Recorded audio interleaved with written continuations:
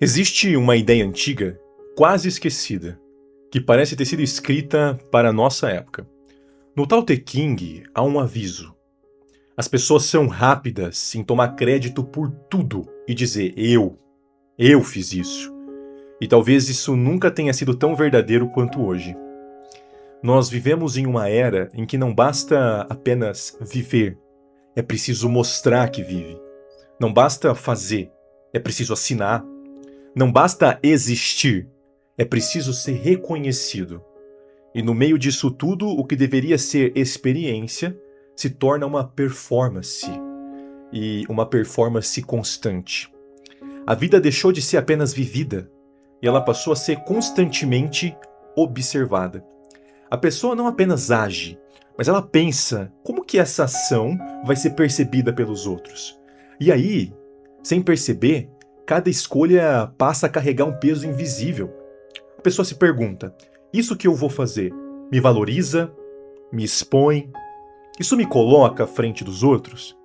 E aos poucos, a existência se torna um processo de edição contínua.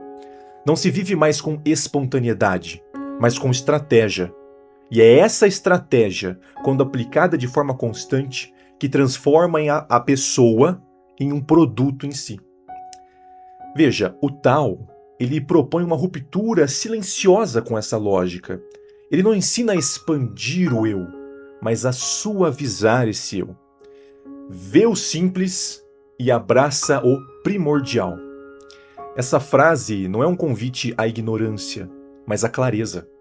O simples não é raso, ele é o essencial. É aquilo que permanece quando o excesso desaparece.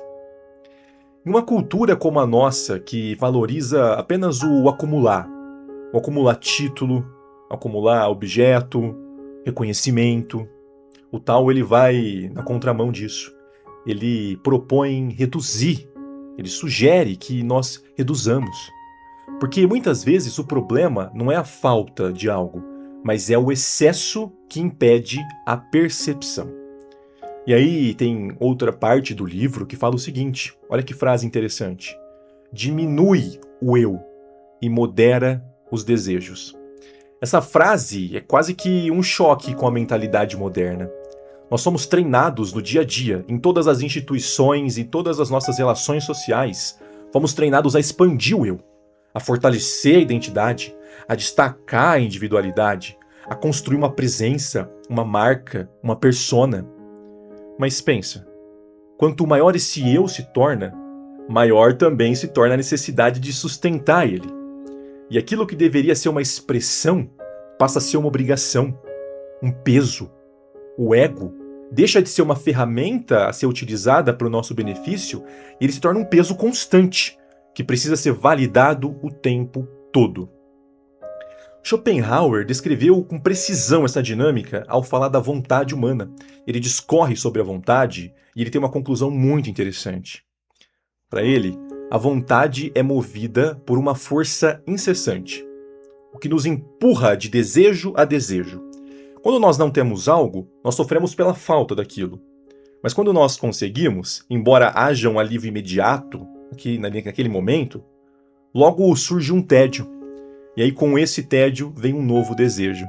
E esse ciclo não é acidental, ele é estrutural. O ciclo é, eu desejo algo, eu conquisto, vem ali um alívio momentâneo, surge um vazio, eu busco um novo desejo.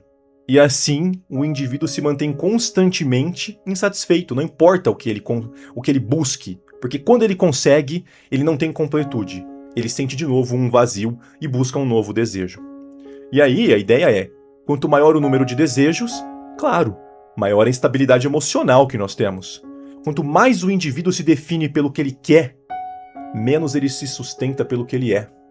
E isso gera uma fragilidade, né? Porque tudo aquilo que sustenta o eu passa a depender de fatores externos. Quais fatores externos? Reconhecimento, resultado, validação. E se por acaso essas coisas falham, o indivíduo internamente também falha. E é aqui que o Tao e o Schopenhauer se encontram. Mesmo vindo de tradições completamente diferentes, separados por milhares de anos, ambos perceberam que o sofrimento humano não está apenas nas circunstâncias externas que acontecem com a pessoa, mas na forma como o desejo e o ego são estruturados. Não se trata de eliminar totalmente o que se quer, mas de compreender como é o funcionamento disso, entender as regras do jogo e, principalmente, ter domínio próprio, não ser controlado por esses desejos. Porque diminuir o ego não significa se anular, significa reduzir a necessidade de se afirmar o tempo todo. Significa não transformar cada ação em uma tentativa de provar algo para os outros ou provar algo para si. Significa agir sem obsessão de reconhecimento. Existe uma diferença profunda entre fazer algo e precisar ser visto fazendo algo. Essa diferença define o nível de liberdade de uma pessoa. Quanto mais alguém depende do olhar externo, menos livre essa pessoa é. E o mesmo acontece com o desejo. Desejar não é um problema.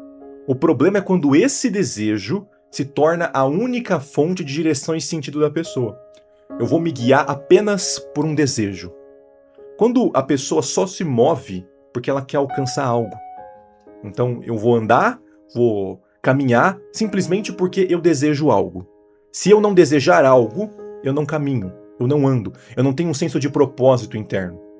Não porque essa pessoa encontrou valor no próprio movimento. E aí isso cria uma vida sempre projetada no futuro. Sempre esperando o próximo momento, a próxima conquista, a próxima validação.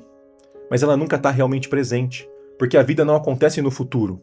Se a sua agitação mental está no futuro, você está perdendo o momento presente. Ou seja, você não está vivendo de verdade. E o que o Tao sugere é algo que parece até simples, mas é profundamente difícil. Aprender a estar completo sem depender do próximo desejo.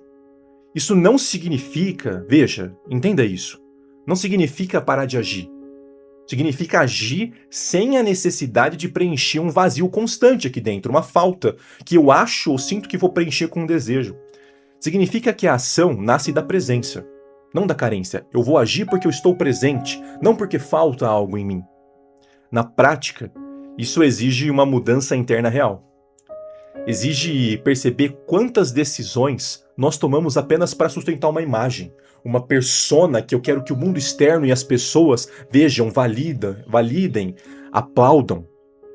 Quando essas ações não vêm de uma necessidade real, mas de uma comparação com os outros, quando essas escolhas não são feitas porque nós vemos sentido naquilo, mas porque nós queremos reforçar uma identidade, isso nos faz sofrer. Isso nos faz buscar e ter fardo com uma ação. Isso leva a uma pergunta que é inevitável. Quanto do que você faz hoje é realmente seu? E quanto é apenas uma resposta ao que você acha que deveria ser? A uma persona que você quer sustentar ou que você quer construir? Porque existe uma diferença silenciosa entre viver e sustentar uma versão de si mesmo. E essa diferença define tudo. A maioria das pessoas nunca percebe isso.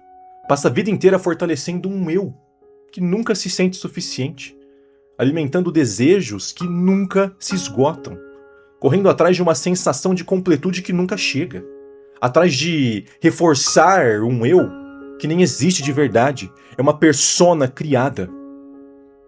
Mas existe uma outra possibilidade. E ela começa com algo que parece pequeno, mas muda toda a estrutura da sua experiência pessoal. Reduzir. É reduzir a necessidade de aprovação, reduzir a necessidade de provar algo, reduzir a dependência do reconhecimento dos outros, reduzir o volume de desejos que controlam as suas decisões.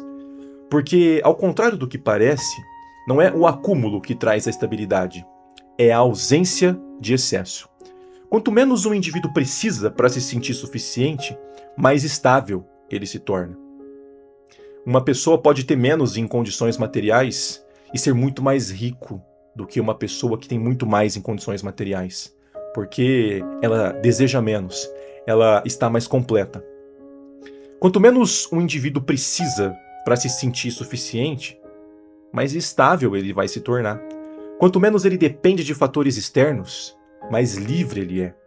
E essa liberdade não é teórica, ela se manifesta de forma concreta, na forma como você reage, na forma como você decide, na forma como você vive, em completude, em presença ou não. O Tao não propõe uma vida menor, ele propõe uma vida menos distorcida pelo excesso do ego e por essa compulsão de desejar. E talvez o ponto mais desconfortável de tudo isso seja esse aqui. Se a sua paz depende de ser reconhecido, eu te garanto, você nunca terá paz. Porque você nunca será reconhecido na quantidade, na profundidade que te dará paz de uma forma constante. Pode ser durante um momento ou outro, muito pontual, mas não de uma forma constante, não uma paz constante. Se a sua satisfação ela depende de alcançar algo, essa satisfação sempre vai ser temporária. Sempre você vai ficar buscando a próxima cenoura, e nunca se sentindo completo. Mas, se você aprende a reduzir o ego, a moderar, a acalmar os seus desejos, então a sua estabilidade deixa de depender do mundo externo. E é isso que nós precisamos fazer. Porque, pela primeira vez, você não precisa mais correr para se sentir suficiente. Porque você é suficiente. E ter clareza e noção e certeza disso trará à sua vida completude. E com certeza uma vida muito mais valorosa, uma vida com muito mais significado e uma vida com uma qualidade que você talvez nunca teve até aqui. Se esse vídeo te fez pensar, você achou alguma ideia interessante, apoie o nosso canal, curta o vídeo, comenta, manda para alguém que você sente que vai ser importante ter essa noção e que isso pode mudar a vida dessa pessoa. Agradeço pela sua atenção e vejo você no próximo vídeo.